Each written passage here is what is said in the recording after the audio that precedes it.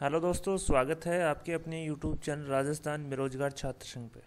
अभी तक राजस्थान बेरोजगार छात्र संघ को सब्सक्राइब नहीं किया, सब्सक्राइब करें दोस्तों। और दोस्तों, सब्सक्राइब बटन के साथ ही बेल आइकन है, उस पर भी क्लिक करें ताकि लेटेस्ट नोटिफिकेशन सबसे पहले आपको मिलते रहें। आइए दोस्तों, इस वीडियो में चर्चा को आगे बढ़ाते हैं।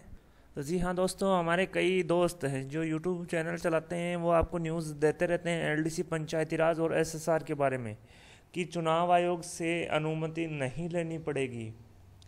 भैया, ऐसा क्या है जो नहीं लेनी पड़ेगी?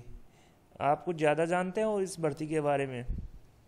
जो बंदा 2013 से भर्ती से जुड़ा हुआ है, 2012-13 से, वो तो बोलता है कि चुनाव आयोग से अनुमति लेनी पड़ेगी। आप कल से जो इस न्यूज़ को अपने यूट्यूब चैनल को प्रमोट करने के लिए बोल रहे हो कि अनुमति नहीं लेनी पड़ेगी।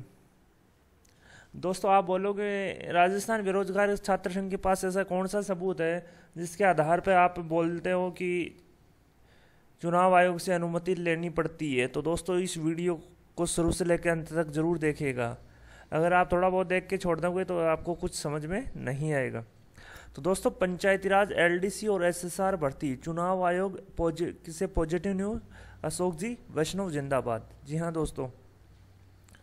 दोस्तों, एलडीसी पंचायती राज भर्ती 2013 में अशोक जी वैष्णव भाई साहब 2013 से ही जो नरेगा कार्मिक संघ के रूप में संघर्ष कर रहे हैं और इस भर्ती को जीवित रखने एवं भर्ती प्रक्रिया वापस शुरू करने में जो संघर्ष किया है, उसको ऐसा कोई पैमाना नहीं है जिससे इसको प्रदर्शित किया जा सके।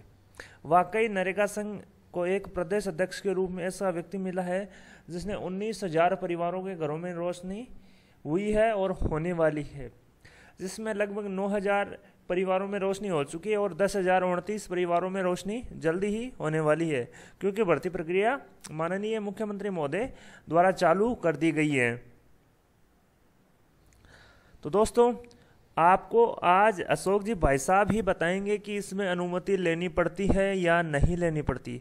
तो दोस्तों, आइए अशोक जी भाई साहब को सुनिए, जो संघर्ष के रूप में 2013 से इस भर्ती के लिए संघर्ष कर रहे हैं और 19,000 परिवार को खुशियां देने वाले हैं। तो आइए दोस्तों, देखिए संघर्ष के मेरे संघर्ष से कर्णधार हूं। नमस्कार दोस्तों, पंचायती राज भर्ती में एलडीसी के जो आदेश जारी हुए हैं, उन आदेशों के बाद राज्य में नहीं पूरे देश में आदर्श आचार संहिता लागू हो गई, जिसके चलते प्रक्रिया में वो गति नहीं रह पाई जिस गति से भर्ती को पूरा करना था। लेकिन दोस्तों, उसके बाद भी हम लोग लगातार उस दिशा में कैसे भी करके लिस्टें जारी हो, प्रक्रिया पूरी हो, प्रयास कर रहे थे और कल लगभग हम उस प्रयास में सफल रहे हैं। अब हमारी चुनाव आयोग से परमिशन के बाद भर्ती की जो बात है वो लगभग फाइनल पोजीशन में पहुंच गई है। चुनाव आयोग भारत सरकार को कल पत्रावली दिल्ली चली गई है। 2-3 दिन के अंदर दिल्ली से हम लोगों के डॉक्यूमेंट वेरिफिकेशन के साथ ही पदों पर नियुक्ति के आदेश भी जारी होंगे। तो दोस्तों, आपने देखा अशोक जी भाई साहब ने कहा कि भर्ती प्रक्रिया की जो फाइल है वो चुनाव आयोग के पास पहुंच चुकी है और जल्द ही उस पर परमिशन मिल जाएगी और जल्द ही हमें नियुक्ति जो है ना, ज्वाइनिंग के डॉक्यूमेंट्स हैं वो वेरीफाई होने के बाद नियुक्ति दे दी जाएगी। तो दोस्तों, ये हम नहीं कह रहे हैं कि अनुमति लेनी पड़ती है। ये जो नरेगा प्रदेशाध्यक्ष है अशोक जी भाई साहब, वो आपको ऐसा बोल रहे हैं। दोस्तों, आगे क्या बोलते हैं ये भी सुनिए, क्योंकि दोस्तों ऐसा कहना और करना बहुत ही बड़ी महाभारत है। और इसमें जो ऐसा बोलता है कि अनुमति नहीं लेनी पड़ती, उस बंदे को ऐसी जानकारी नहीं है कि अनुमति चुनाव आयोग से लेनी पड़ती है या नहीं लेनी पड़ती।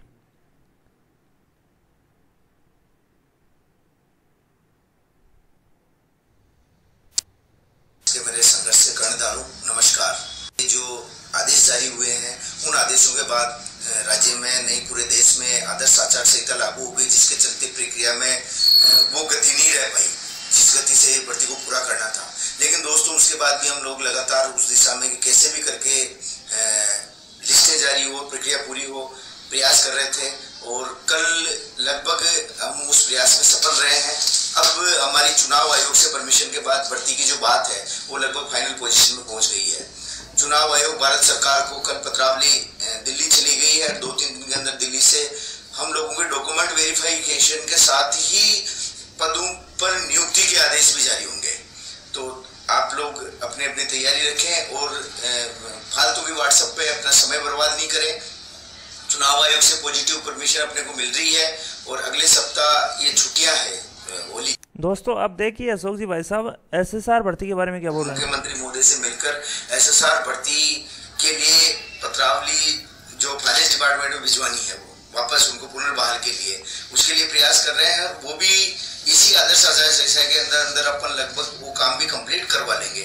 अतः मेरा सभी साथियों से विनम्र अपील है कि अपने को सबको एकजुट रहना और अपन एकता रखेंगे तो निश्चित रूप से विजयश्री हमें मिलेगी। इसके अलावा कंप्यूटर संबंधी प्रॉब्लम और आयु सीमा की प्रॉब्लम है वो साथी भी आप निश्चिंत रहिए। उसके लिए भी हम विभाग में इंटरनली जो प्रयास करने हैं वो हम लोग कर रहे हैं। लेकिन अनावश्यक कोई व्हाट्सएप पे या सोशल मीडिया पे आपका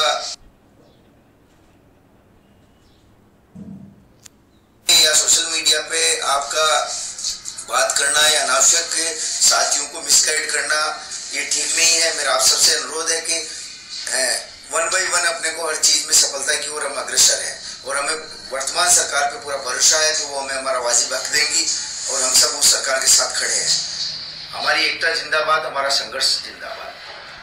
तो दोस्तों आपने देखा कि अशोक जी भाई साहब ने क्या कहा कि अनुमति लेनी पड़ती है या नहीं लेनी पड़ती है, लेनी पड़ती है तो कैसे क्या हुआ, कब अनुमति ली है या नहीं ली, एलडीसी भर्ती का क्या हो रहा है, एसएसआर भर्ती का क्या हो रहा है, ये सब दोस्तों आपको बातें बताई। तो दोस्तों अब आप जान गए होंगे कि सच कौन बोलता है और सच्चाई कौन दिखाता है। कहाँ पे आपको एलडीसी, पंचायती राज एलडीसी और एसएसआर भर्ती से संबंधित है एकदम सटीक और पॉजिटिव और एकदम सही न्यूज़ मिलेगी। तो दोस्तों आज ही सब्सक्राइब करें आपके अपने यूट्यूब चैनल राजस्थान बेरोजगार छात्र संघ को। और दोस्तों जैसा कि अशोक जी भाई साहब ने कहा कि विभाग से आयु सीमा और कंप्यूटर से संबंधित जो डिप्लोमा उनको चाहिए उससे संबंधित भी बातें कर रहे हैं कि कब तक का वैलिड रहेगा। तो दोस्तों आप बिल्कुल भी चिंता न करें क्योंकि दोस्तों जब तक अशोक जी भाई साहब आपके साथ खड़े हैं तब तक आपका कोई बुरा नहीं कर सकता। और दोस्तों जल्द ही पंचायती राज एलडीसी भर्ती की लिस्ट जारी होने वाली हैं तो आप बेफिक्र रहें और आपके अपने यूट्यूब चैनल राजस्थान बेरोजगार छात्र संघ के साथ पल पल की अपडेट के लिए बने रहिए। धन्यवाद दोस्तों।